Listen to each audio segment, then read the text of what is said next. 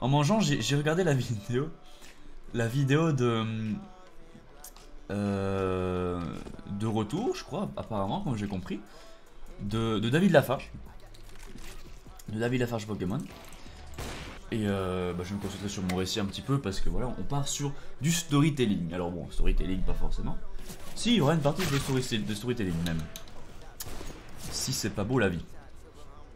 Première chose qui m'a fait un peu marrer, et la seule chose en fait qui m'a fait marrer. Non, il y a deux choses. Bref. Déjà, sa miniature, je sais pas si vous l'avez vu. Je pars du principe que vous l'avez vu, que je vous explique pas tout, mais sa miniature, il est comme ça. En aussi fermé et en encore plus triste, voilà. Et son titre, c'est littéralement je suis, non, ouais, je sais plus si c'est je suis ou si c'est mon entreprise, mais en tout cas il dit je suis en liquidation judiciaire. Et déjà, ce qui m'a fait marrer, c'est que il commence, quel enculé, c'est qu'il commence sa vidéo alors par son intro normal. Il dit ouais, donc salut à tous les amis, nanana. J'espère que vous allez bien, parce que moi ça va super. Et là je dois avouer que pendant quelques secondes je me suis dit, attends, mais vu ta miniature et vu ton titre, ça devrait pas aller bien du tout, hein. Après une liquidation judiciaire, bon, pour sa chaîne, enfin l'entreprise qui était liée à sa chaîne, bon, visiblement il était en, visiblement il faisait plus ses vues, visiblement il était un peu il était plus là, enfin voilà, c'était quelque chose dont il s'attendait, donc finalement ça s'explique, mais bon, vu le ton de sa miniature, de sa vidéo, je me suis dit mais waouh, ça fait un choc, ça détonne. Et du coup, alors moi j'ai jamais été de ceux qui consommaient ces vidéos dégustation, ces vidéos de challenge. Mais j'ai jamais été non plus de ceux qui dénigraient ce type de contenu. Enfin voilà, si ce contenu existe, c'est qu'il y a des gens pour le consommer, tu vois. Et si t'as pas envie de regarder, tu regardes pas. C'est pas comme la télé où ça monopolise une chaîne. Par exemple, je sais pas, Cyril Hanouna, je l'aime pas. Enfin, la personne lui-même, en elle-même, je la connais pas, donc je peux pas la juger. Mais son émission et son personnage, je les aime pas. Mais sur YouTube, sur internet, bah, les gens qui n'ont pas envie de regarder, c'est pas, ça manque pas. C'est de toute façon en plus. C'est pas, ça monopolise pas une chaîne, tu vois ce que je veux dire. Donc tout le monde peut upload ce qu'il veut, tout le monde y trouve son compte tant que c'est pas injurieux, pornographique ou tant que c'est correct. Putain, je regardais la caméra. Tant que c'est correct, y a absolument pas de souci en fait. Ça c'est ma vision des choses. Du coup, bah, j'ai jamais été de ceux qui le harcelait ou le méprisait pour ça, quoi. Et même si j'avais quelque chose à dire contre son contenu, je l'aurais jamais méprisé en tant que tel, quoi. Ça c'est vraiment pour les teubés de faire ça. Et là il revient, du coup, il revient et il disait oui, donc je comprends qu'on m'ait méprisé, je comprends qu'on me déteste et qu'on m'insulte, mais mec, je sais pas s'il a dit ça pour se faire bien voir, je pense. Parce que non, en fait, on n'a juste pas à insulter, on n'a juste pas à dénigrer quelqu'un parce qu'il fait un tel contenu. Au pire des cas, on a juste à l'ignorer ou à dire que son contenu c'est de la merde, mais en aucun cas on doit s'acharner contre quelqu'un à cause de ça. Et ça m'a un peu. Voilà, il voulait vraiment contenter tout le monde. Il espérait que son retour, qu'il avait beaucoup changé ces dernières années, qu'il espérait qu'on puisse le considérer comme une nouvelle personne.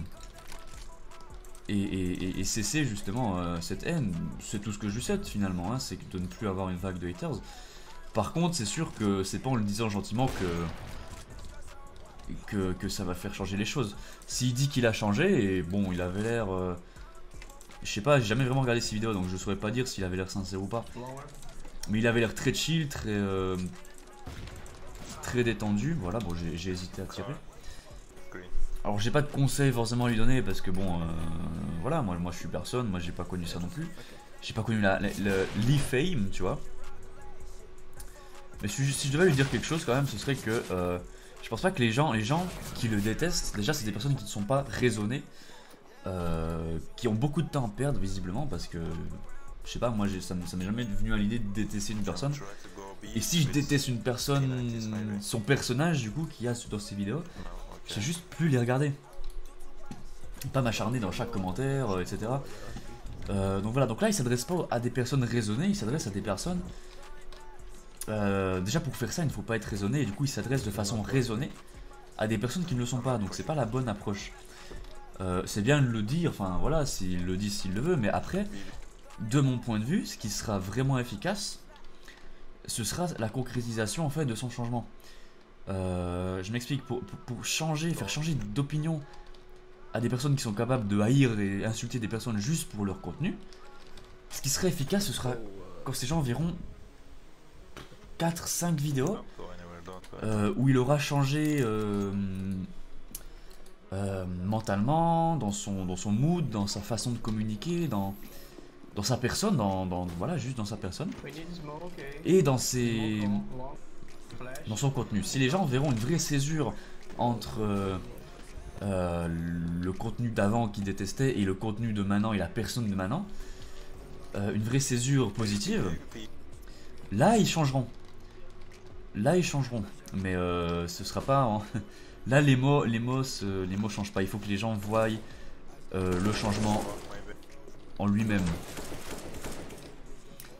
Bref, ça c'est juste une petite constatation personnelle, hein, c'est absolument pas une leçon ou quoi. Et j'ai une petite anecdote. Une petite anecdote, alors pas... Oui, marrante, c'est pas très grave, hein.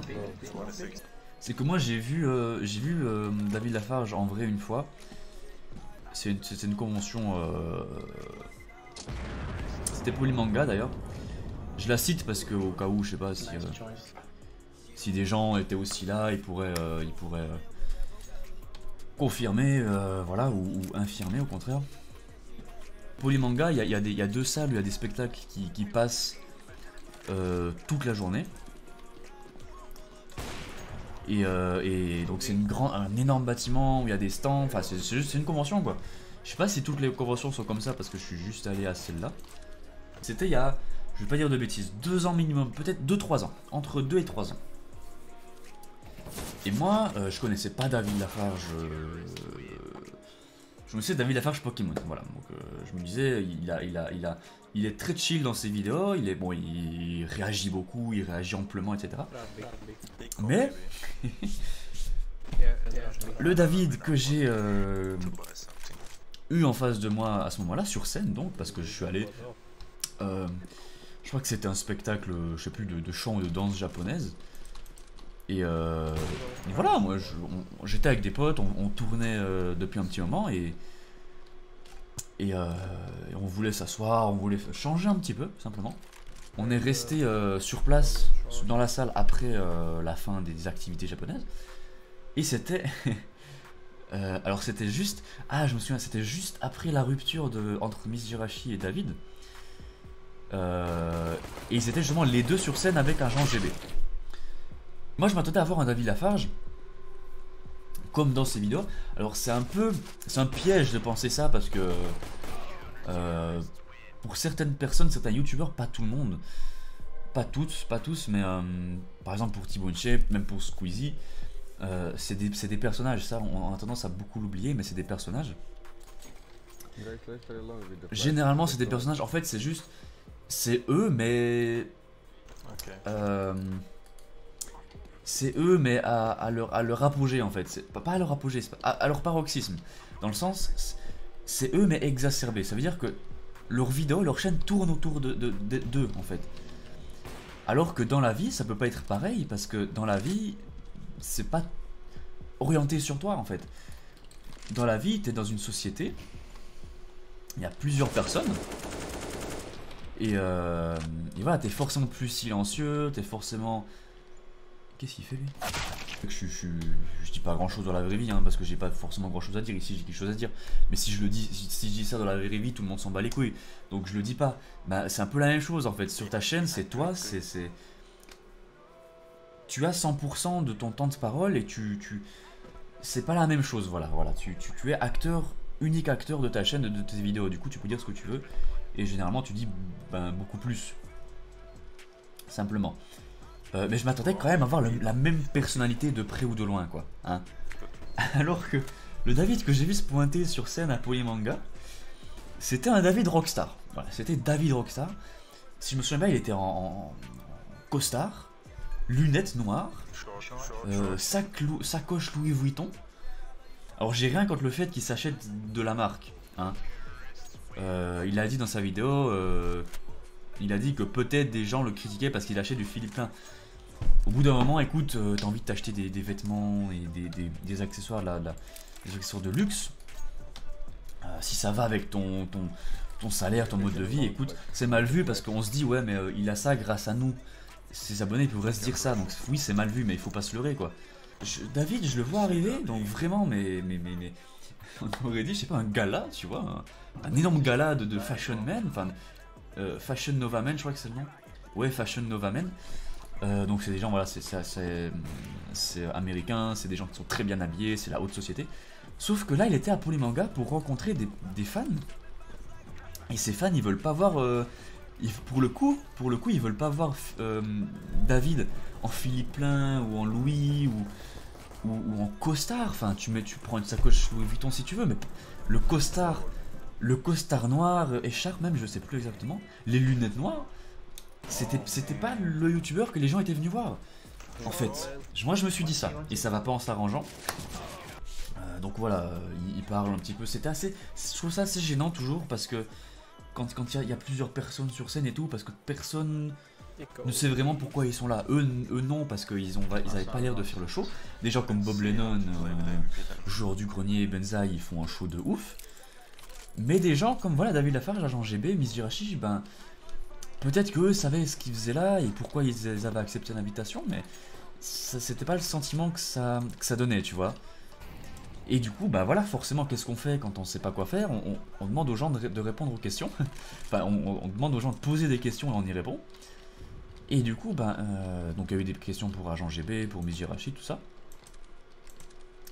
Et là, il y a un petit.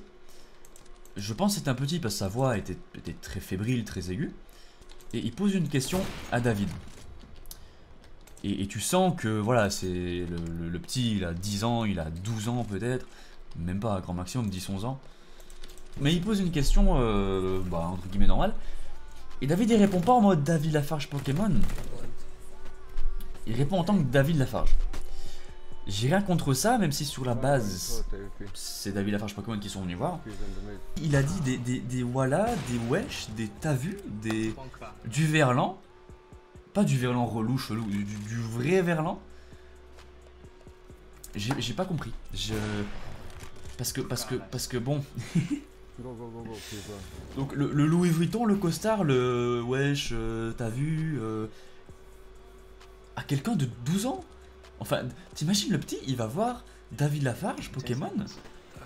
Lui, il sait pas que David Lafarge Pokémon, c'est pas David Lafarge. Et bon, il aurait dû s'attendre, David, à ce que ce soit le cas, à ce que des gens viennent pour son personnage et pas à lui. Donc, il aurait dû s'attendre à jouer le personnage quand même. Après, c'est pas le cas, bon, bref. Mais la rupture entre le personnage et le vrai David, c'est insane en fait. C'est le jour et la nuit. Il a pas ce vocabulaire-là du tout dans ses vidéos, hein. Et il a une voix plutôt aiguë. Il a pas peur d'en faire beaucoup, etc. Là, il était hyper grave, hyper sérieux. Il parlait en wesh, il parlait en voilà, il a parlé en t'as vu. Tout le reste, il parlait en tout le reste. J'ai pas compris en fait. Et là, il revient avec une vidéo. Franchement, quand j'ai regardé ça, c'est pas pour être méchant du tout, mais quand j'ai regardé ça, je me suis dit, mais soit il est sous Xanax, il est sous antidépresseur, il est sous je sais pas, soit il a découvert Jésus dans une secte peu commune, peu commode, peu conventionnelle, parce que il avait l'air, mais il avait l'air défoncé en fait. Je suis désolé, hein, mais il disait pas des trucs incohérents, ce qu'il disait était parfaitement... Enfin, il disait, il faisait passer son message, je dis pas qu'il était défoncé en soi. Mais pour moi, il y a eu 3 personnages, vraiment. Le David Lafarge Pokémon de ses anciennes vidéos. Le David Lafarge de Polymanga 2000, je sais pas combien. Et le nouveau David, en fait. Le nouveau David sous Xanax. Mais il rigolait tout le temps. Il rigolait, mais il souriait tout le temps. Il avait une voix hyper. Enfin, trop posée en fait. Trop posée. Enfin, après voilà, c'est son. S'il est comme ça, moi je dis pas, il y a pas de mal, hein. Mais je le reconnaissais pas en fait. Il m'a surpris vraiment 3 fois. Pas 3 fois, mais 2 fois du coup. Hein.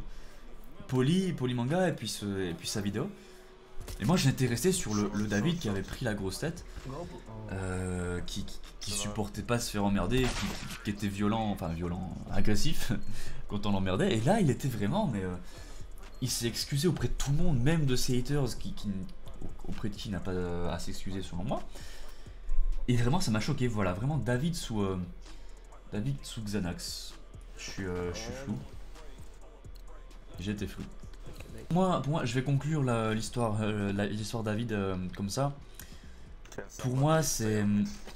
Alors, je connais absolument pas David personnellement et sa vie, ce qu'il a vécu, mais j'ai interprété la chose comme ça. Je le répète, mais je connais pas sa vie, donc je vais assumer des trucs, je vais émettre des hypothèses. Ces dernières années, les jeux vidéo et la pop culture, j'aime pas ce mot, je déteste ce mot parce qu'il ne veut rien dire, mais la geek culture a pris un essor de ouf. Avec Fortnite, avec voilà, il y a une Twitch qui s'est banalisé, YouTube qui s'est banalisé. C'est vraiment devenu ouf. Et du coup, les hobbies, les passions qui étaient mal vues à l'époque, maintenant sont devenues communes. Et bien vues. Et voilà, il n'y a plus de tabou ou de... Mais je me mets à la place de David, qui a toujours été passionné de Pokémon.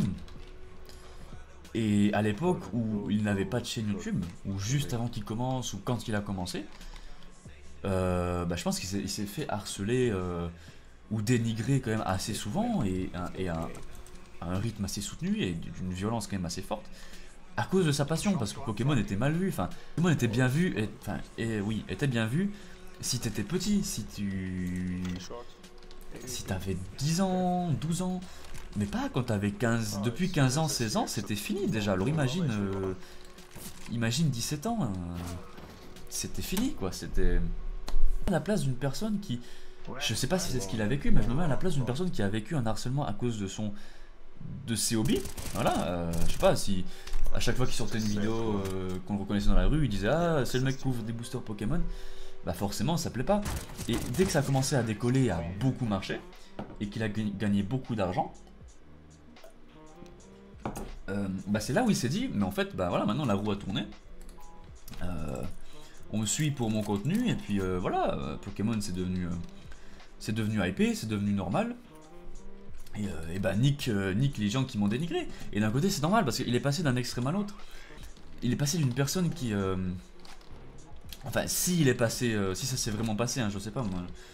Je le répète, c'est juste une hypothèse. S'il est passé d'une personne qui subissait du harcèlement assez souvent pour son hobby, à une personne qui est validée par beaucoup de monde et qui gagne beaucoup d'argent grâce à sa passion, bah en fait tu pètes un câble, c'est logique parce que tu passes d'un extrême à l'autre, tu t'es déboussolé et du coup tu sais pas vraiment comment gérer la fame. Ça c'est un point important parce que le fait est qu'il est connu maintenant. Non seulement il est connu mais il est validé. Et ça bah c'était pas du tout le cas avant, c'est nouveau. Du coup, faut apprendre à le gérer. Et ça, je pense pas que ce soit facile. Parce que non seulement il se prend la fame dans sa gueule, mais en plus, il se prend le fait que... hier, je me faisais... on me critiquait parce que je faisais ça. Et maintenant, on m'adore parce que je fais ça. Donc pour moi, c'était difficilement... esquivable, finalement, d'être un peu perdu. Et puis de s'acheter du Louis Vuitton et de venir de parler en racaille même à ses abonnés quoi, je sais pas.